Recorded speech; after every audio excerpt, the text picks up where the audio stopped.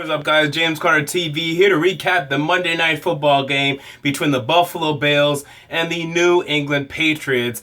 And the Bills, they played pretty well today, especially defensively. Offensively, you would like to have seen more.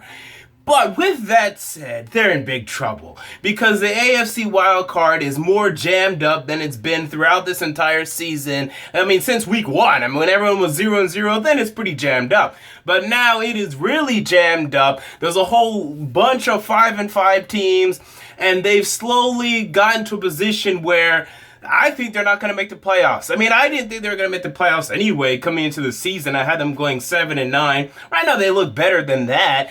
But, man, it's getting tough because the sleeping giant, the Kansas City Chiefs, they've woken up. They have an easy schedule coming up. And guess what? You're facing them next week. And I believe it's in Kansas City, if I have that correct as well. So that is not going to be an easy game at all. That's a game you have to win. Because if I had to put my money on it today, I have the Pittsburgh Steelers winning that 5th wild card. I think they're going to finish like 10-6 at maybe 11-5. 10-6 at the very least. Because now they have Ben Roethlisberger healthy, assuming he stays healthy, of course, they're going to be absolutely great. I mean, with him, let's say he was healthy the entire season, they probably would have won 13 games, in my humble opinion. So anyway, with that said, then you have the 6th seed. Who's going to get that? The Jets are 5-5. The Bills are 5-5. The Chiefs are 5-5. The Texans are 5-5. But I wouldn't put any hope in them winning the division. Or them getting into the wild card.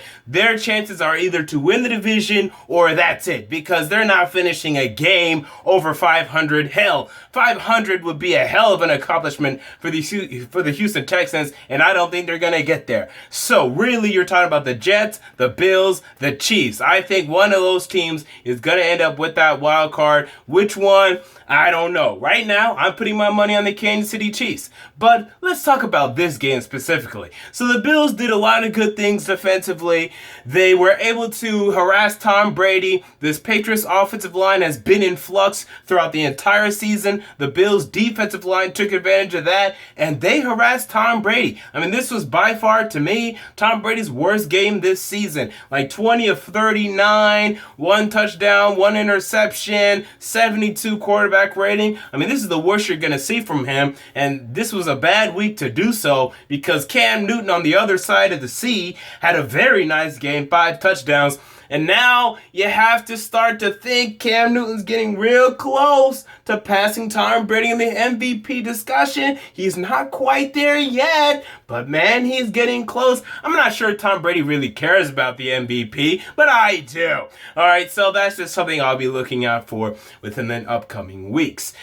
The Patriots look beatable, but who's going to do it, okay? I'm picking the Broncos to do it. This week, the Patriots go to Denver. I know, well, they only have Brock Osweiler. Hey, I think Brock Osweiler is pretty decent. And when you have that defense, and when you have Emmanuel Sanders and Demaryius Thomas and Vernon Davis, I don't think you need to be very good. I think you just need to be able to throw a good screen pass to Demaryius Thomas and throw the ball up to Emmanuel Sanders, and good things will happen. That's all I think you need to do. And with the Patriots' wide receiver deficiencies right now and offensive line deficiencies, I see them having big problems when they go up against this Denver Broncos defense that absolutely shuts down your wide receivers. They'll have answers for Rob Gronkowski as they have 2 talented inside linebackers in Danny Trevathan and Brandon Marshall. Oh, and they have TJ Ward, who can be a knucklehead and draw a penalty and make a dumb play here or there,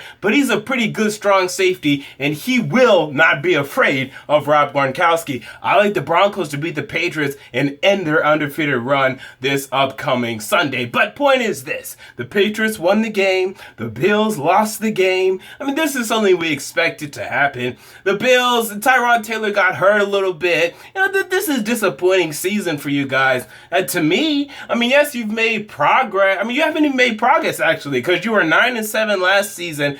I guess you've made progress in terms of going towards Rex Ryan's vision. I guess you've identified Tyrod Taylor as a starting quarterback. I believe you have.